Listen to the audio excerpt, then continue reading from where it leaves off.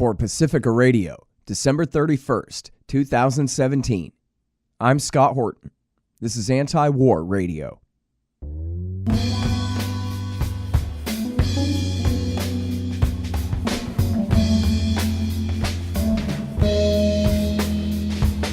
All right, you guys, welcome to the show. It is Anti-War Radio.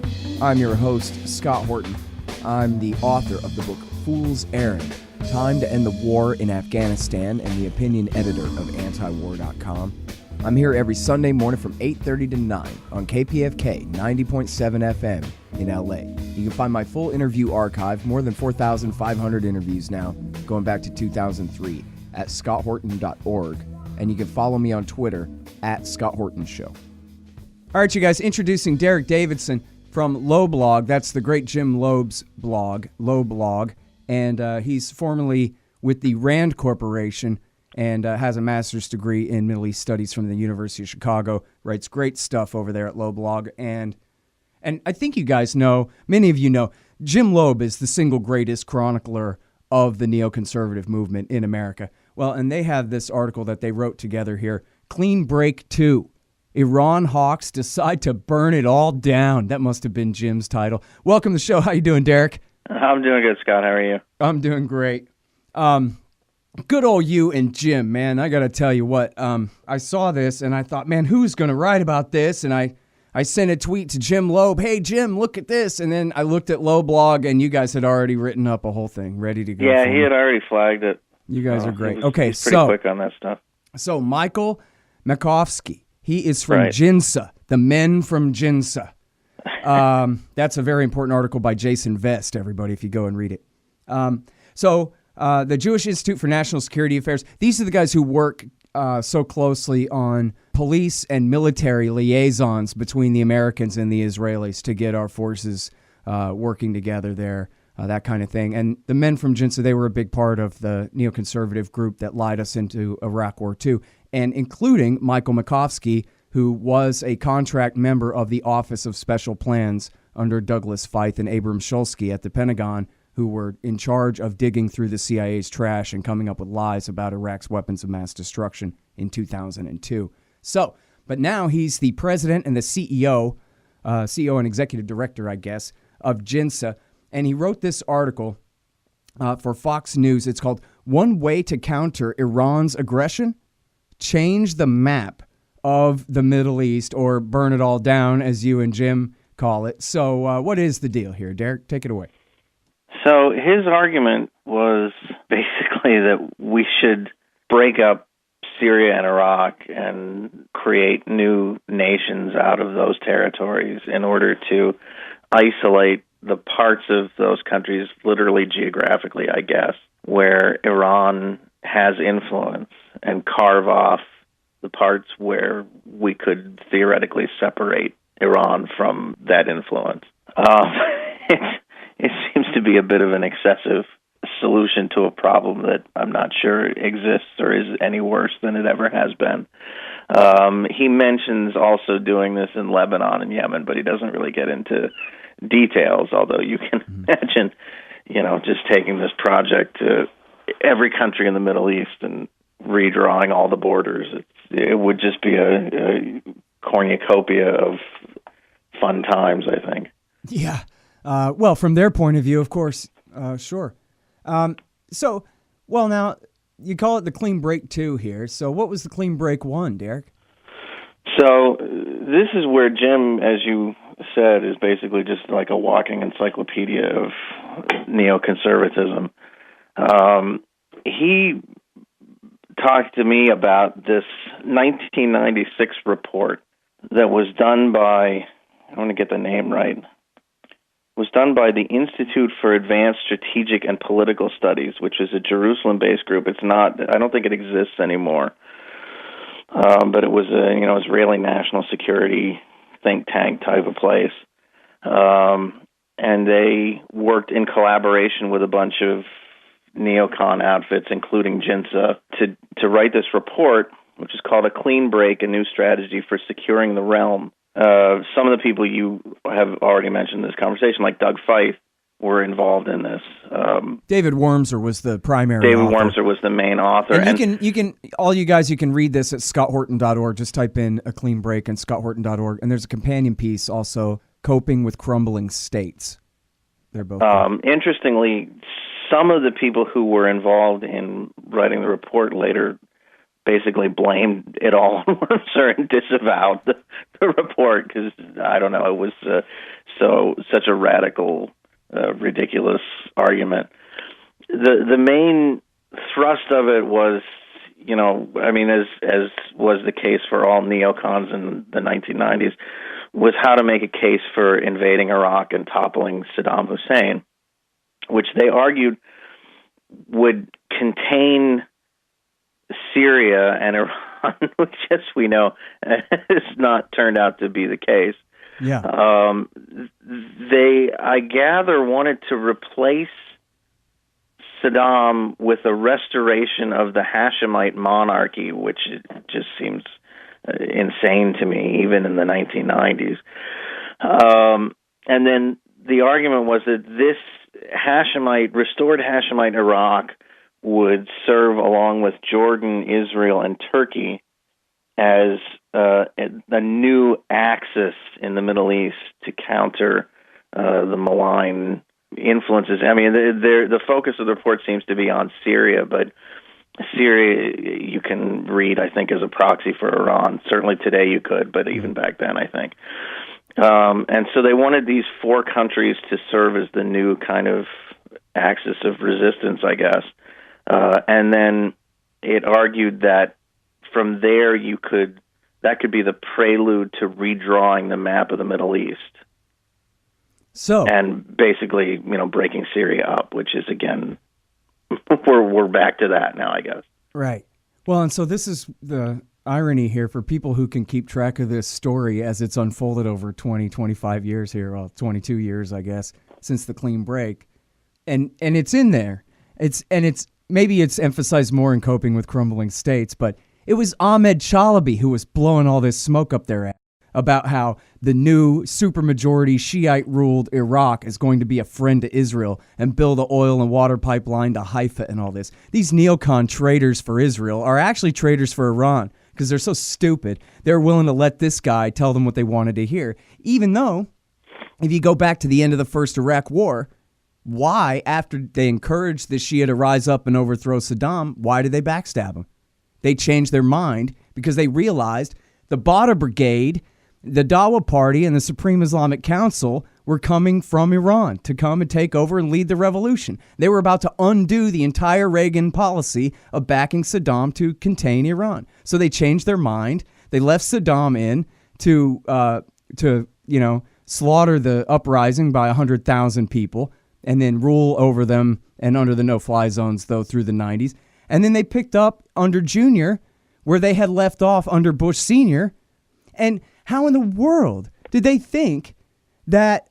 I mean, it's just amazing to me. They thought that by importing the Iranian Revolution into Iraq, that at the end of the day, they'll still prefer us to Iran. And so we got 1 million dead people, and they didn't accomplish that at all. In fact, all they did was quite predictably install the Dawa Party and the Supreme Islamic Council in power in Baghdad.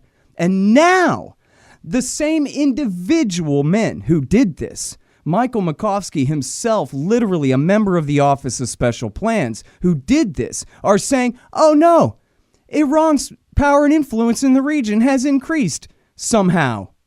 And so now we need 1, 2, 3 many Iraqs in order to fix the problem that we just created. What fun, huh? Yeah, well, it's. I think that's a fairly succinct way to put it. I mean, these guys broke the Middle East, and they can't.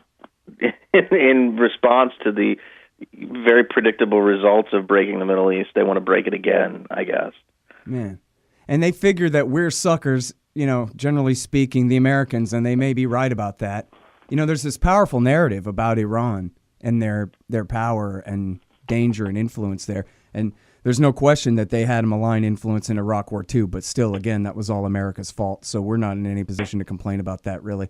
But, of course, Obama's policy in Syria was meant to weaken Iran. And in fact, it only strengthened their position when it backfired into the creation of the Islamic State that we had to then again ally with Iran to fight against.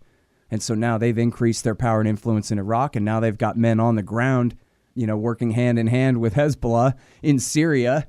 And so now these guys are just in a panic. Everything that they've done has just completely blown up in their face, in all of our faces. But so now their narrative is somebody's got to do something about the Ayatollah. Well, you expect us to quit now after everything we've done for Iran? We can't leave it like this. Right. Yeah. You can't escape. Every time one of these people talks about the rise of Iran's, malign influence over the Middle East, you can't escape the fact that it all started with the Iraq War. I mean, that was it. That's where if you had a policy of containing Iran, you broke it. I mean, the policy was always double containment for a long time. It was, we try to contain Saddam. We know Saddam, at least after the Iran-Iraq War in Kuwait, we figured out that Saddam was a bad guy, but he was a counterweight to the Iranians. So the idea was that you kind of keep them contained in their own little internal conflict and containing each other, and then deal with everything else. But when you go in and take one of the two components of that plan out, you have to assume that the fallout is going to be that the other one is not contained anymore. But these guys don't seem to have planned for that. Well, now they say, oh no, a land bridge from Tehran through Iraq into Syria and Lebanon. I like Max Abrams, who's actually kind of a neocon on some issues, but he's been good on Syria this whole time. He says, a land bridge. Yeah, otherwise known as a road. A road, right, exactly. Because I'm about to take a land bridge from New York down to Connecticut for the holidays, the turnpike. And they just make the same errors over and over again. I mean, what Makovsky wants to do in Iraq is support an independent Kurdish state. And then he kind of wipes his hands of the aftermath. He says that we should support a federal Iraq for the rest of the country. But that federal Iraq is going to go to war with the Kurds because, they almost went to war with the Kurds over Kirkuk just a few weeks ago. I mean, this isn't even like ancient history. Right, in October. There would be a civil war in that case. And what's left of Iraq after the United States shepherds the creation of this independent Kurdish state, what's left of Iraq would naturally gravitate closer to Iran. Well, speaking of which, all the Israeli agitation for independent Kurdistan dating back to the beginning of the Iraq War, right? Remember the Seymour Hersh article, Plan B? Sure. Yeah. There's obviously the question of Kirkuk. And I guess the plan would be that, America and Israel would help build up the Peshmerga, that they're so strong that they can just rule Kirkuk and that Baghdad won't even try it? They won't even think about trying to take Kirkuk and it'll just be easy, or what? Right. I mean, if you were going to attempt something like this, the time to do it, not that I think it would have ever been a good idea, but the time to do it would have been when the Kurds actually controlled Kirkuk. They don't anymore.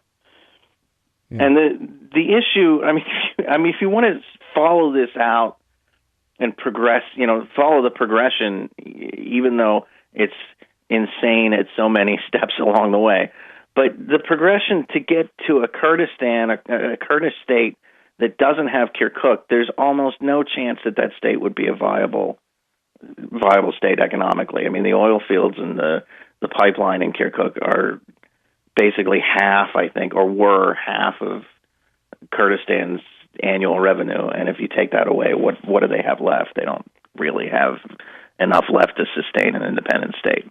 Yep. Well, we saw the absolute freak out in Baghdad and Tehran, and I'm not sure where else. I guess I don't really know what Erdogan's reaction was. But anyway, certainly Iran and the Baghdad government Erdogan has referendum. Erdogan and Turkey in general have had good relations with the Barzanis for some time. But now, what was their reaction to the referendum? They were very, very opposed to that. I mean, it was a real. It really changed the relationship there.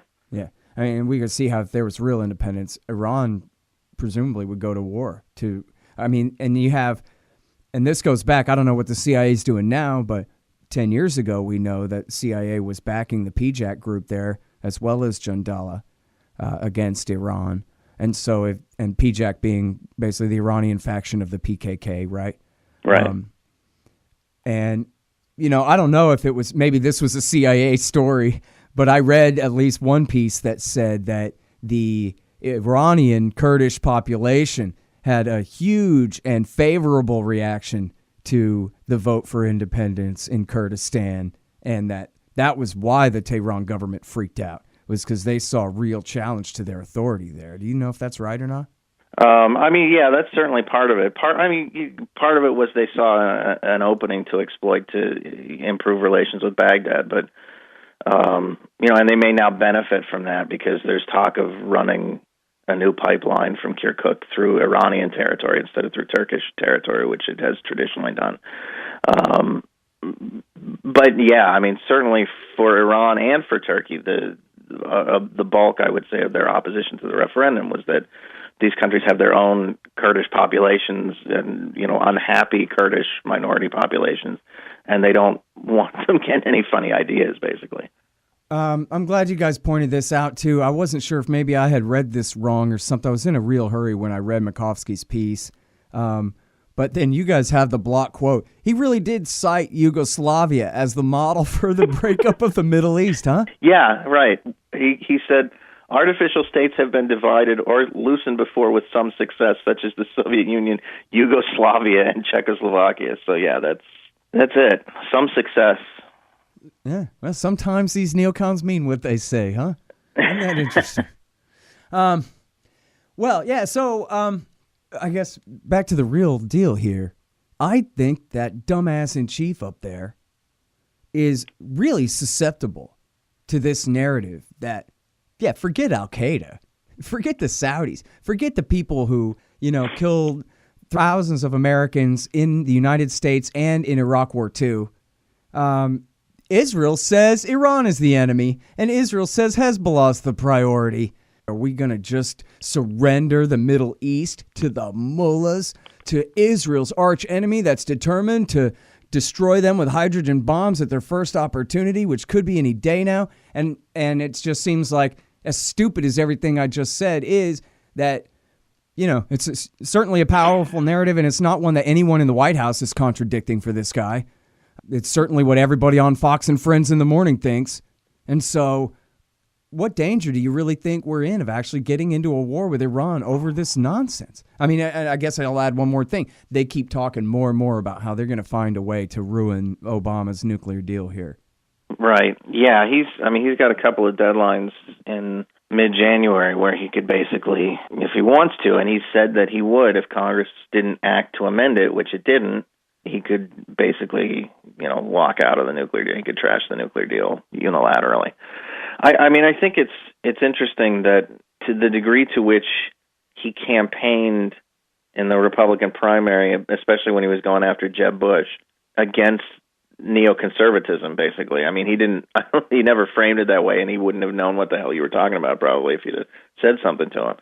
But, he pretended to have opposed the Iraq War, and he, railed against George W. Bush's foreign policy. The most influential think tank in D.C. right now, I think you could pretty much conclude, is the Foundation for Defense of Democracies, which is a, straight line neoconservative institution. But he's following their playbook on Iran more or less to the letter.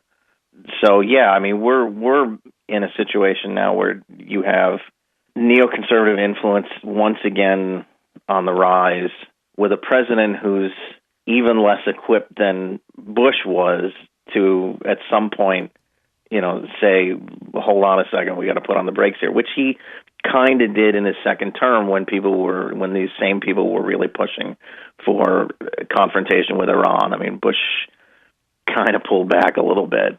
But Trump is dumb enough to just go, down this road because he has no frame to oppose them. I think there's some difference of opinion there in terms of his generals. Mattis is particularly and has talked about, being very opposed to Iran going all the way back to the Beirut barracks bombing, which was, I think, a formative event for him. But then you've got McMaster. I don't know if he has any influence anymore, or if Trump listens to him at all.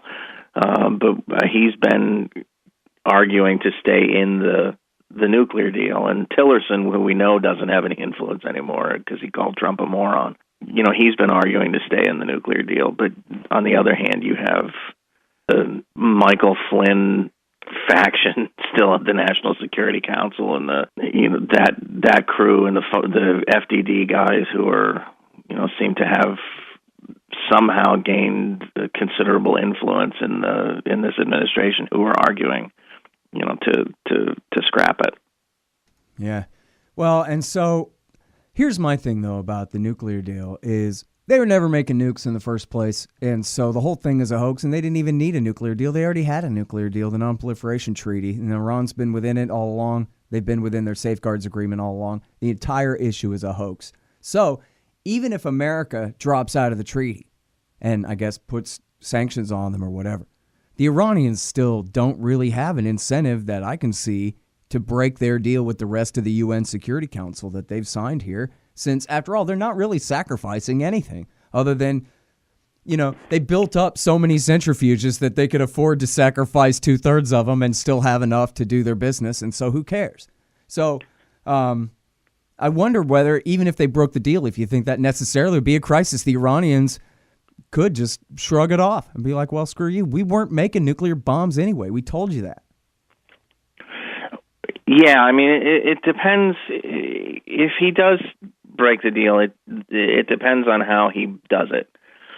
There are certain sanctions that the United States could restore where, it would be the United States walking away from the deal, but everybody else could maintain it. Russia, China, the Europeans, and the Iranians could maintain it. But there are the more powerful sanctions are secondary sanctions, which apply to everybody. So it would be the United States basically cutting any company or country that does business with Iran off from the global financial network. And that, if we restore those kind of sanctions, I mean, that's a very hard thing for anybody to kind of bear, just to do business with Iran. So I would expect that would have a serious impact on whether the rest of the world was, going to try to make a go of it with Iran without the United States.